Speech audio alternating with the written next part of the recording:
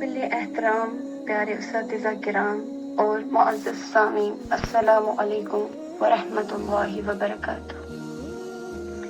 یا ایھا الذین آمنوا استعینوا بالصبر والصلاۃ ان اللہ مع الصابرین۔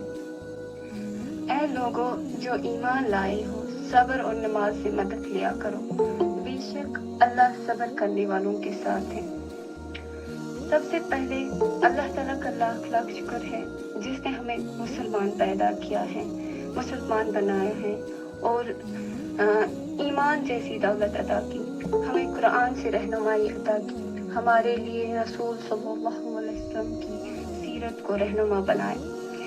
جیسے کہ آپ سبوں کو معلوم ہی ہوگا، پتہ ہی ہوگا کہ آج جس موضوع پر میں بولنا چاہوں گی وہ ہے صبر۔ میری کم علمی سے اگر میں کسی جگہ صحیح نہیں کہہ پائی، امید ہے کہ آپ معاف فرما دیں گے انشاءاللہ۔ اللہ تعالیٰ قرآن کریم میں صبر کی جگہ جگہ تلقین فرماتے ہیں۔ تقریباً 100 مرتبہ صبر کا ذکر آیا ہے۔ صبر کو اگر قرآن کی روشنی میں ڈیفائن کیا جائے، صبر کیا ہے، صبر کا جو معنی ہے یا جو مفہوم ہے وہ کیا ہے؟ وہ ہے رک جانا، ثابت قدم رہنا، مشکلات برداشت کرنا، جدوجہد کرنا، بہادری اور جرأت دکھانا اور اپنے مشن پر قائم رہنا اور دین کے پھیلانے میں اللہ کی رضا کے لیے جدوجہد کرنا۔ قرآن مجید میں اللہ تعالیٰ فرماتے ہیں وَلَنَبْلُوَنَّكُمْ بِشَيْءٍ مِّنَ الْخَوْفِ وَالْجُوعِ وَنَقْصٍ مِّنَ الْأَمْوَالِ وَأَنفُسٍ وَالثَّمَرَاتِ وَبَشِّرِ الصَّابِرِينَ۔ اور ہم ضرور آزمائیں گے تم کو تھوڑے ڈر سے، تھوڑی بھوک سے، مالوں، جانوں اور پھلوں کے نقصانات سے۔ پھر آگے اللہ تعالیٰ اور فرماتے ہیں الذین اذا اصابتہم مصیبۃ قالوا انا للہ وانا الیہ راجعون۔ اے رسول صلی اللہ علیہ وسلم، خوشخبری دے دیجیے ان صبر کرنے والوں کو کہ جب کوئی تکلیف پہنچے تو کہتے ہیں کہ ہم اللہ ہی کے ہیں اور اللہ ہی کی طرف لوٹ کر جانا ہے۔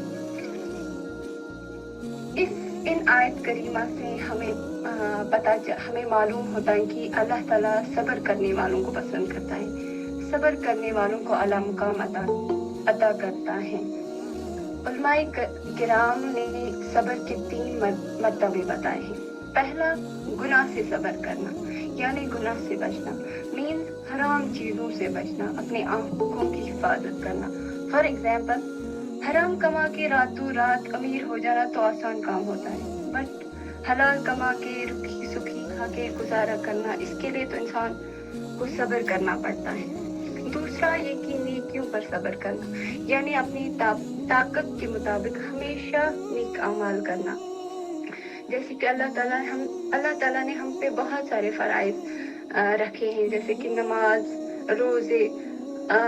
اگر ہم ونٹر کی بات کریں، ونٹر میں جب ہم صبح اٹھتے ہیں، سرد پانی سے منہ دھوتے ہیں، وہ بھی ایک صبر ہے۔ یا اگر ہم روزوں کی بات کریں، گرمیوں کی روزوں کو لیتے ہیں تو وہ بھی ایک صبر ہے، گرمیوں میں روزے رکھنا۔ تیسرا ہے مصیبتوں پر صبر کرنا، جو سب سے اعلیٰ مرتبہ والا صبر ہے۔ حدیث میں آیا ہے، حضرت انس بن مالک سے روایت ہے کہ حضرت سلیم جو حضرت ابو طلحہ کی بیوی ہوتی ہیں، جن کا بچہ بہت بیمار ہوتا ہے، شوہر بیمار بچے کو چھوڑ کے جاتے ہیں، واپس جب گھر آ جاتے ہیں تو بچہ فوت ہو چکا ہوتا ہے۔ سلیم جو ہیں وہ صبر سے کام لیتی ہیں، برداشت کرتی ہیں اور بچے کو ڈانپ دیتی ہیں، شوہر کا استقبال کرتی ہیں اور ان کو کھانا کھلاتی ہیں، آرام کرنے دیتی ہیں اور پھر بہترین طریقے سے ان کو کہتی ہیں اچھا ابو طلحہ آپ یہ بتائیے کہ اگر کوئی تمہارے پاس اپنی امانت رکھے اور امانت لینے کے لیے آ جائے تو آپ کس طرح واپس لوٹاؤ گی؟ تو کہنے لگے کہ خوشی کے ساتھ لوٹاؤں گا۔ وہ پوچھا آپ ناراض تو نہیں ہوں گے؟ وہ امانت لینے کیوں آئے؟ بولا نہیں، ناراضگی کس چیز کی؟ नाराजगी किस चीज की? तो कहने लगी, देखो आपका बच्चा आपके पास अल्लाह की अमानत था, तो अल्लाह ताला ने उसको वापस ले लिया। मीन्स मतलब कि इस कदर खूबसूरत अंदाज में वो अपने ही बच्चे की वफात के बारे में अपने ही शवहर को खबर दे रही है कि कोई रोना धोना नहीं, कोई शोर से शराबा नहीं, कुछ भी नहीं।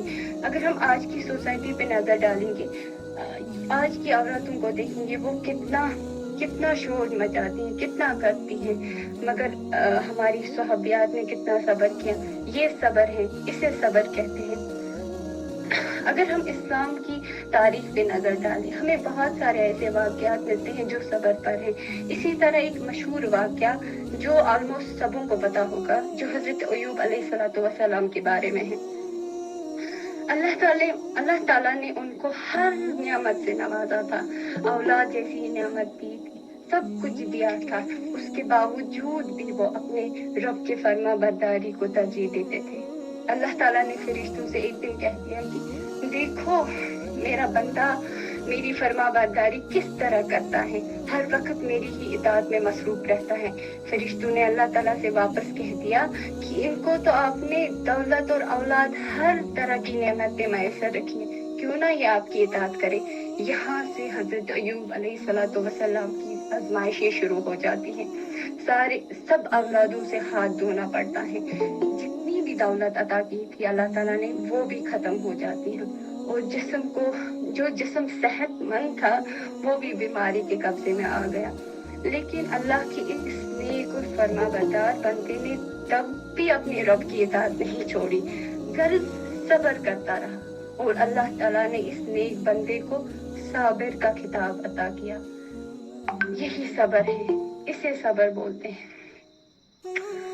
एक मुसलमान को हर वक्त सब्र से ही काम लेना चाहिए, चाहे वो कितनी ही आजमाइशी में ना हो। वही इंसान कामयाब है जो सब्र करता है। हदीस में आता है, हजरत अनस बिन मालिक से रिवायत है, नबी करीम सल्लल्लाहु अलैहि वसल्लम ने फरमाया, अल्लाह ताला इरशाद फरमाते हैं, जब मैं अपने किसी बंदे को दो महबूब चीजों यानी दो आंखों से आजमाता हूँ, उनके जरिए आजमाता हूँ, फिर वो सब्र करे तो उनके बदले में उससे जन्नत देता हूँ।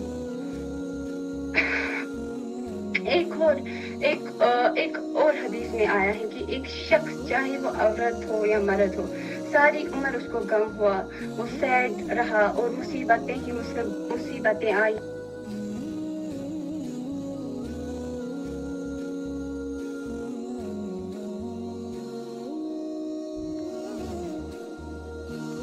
सब्र एक रोशनी है, और फरमाया जो सब्र की कोशिश करेगा अल्लाह उसे सब्र अता करेगा। गर्ज की सब्र कोशिश करने से आता है। सब्र हमें कोशिश करने से आता है, ये खसलत हमें पैदा करनी पड़ती है। हम देखते हैं ना कि यही एक चीज हमें नहीं होती है। अभी मुसीबत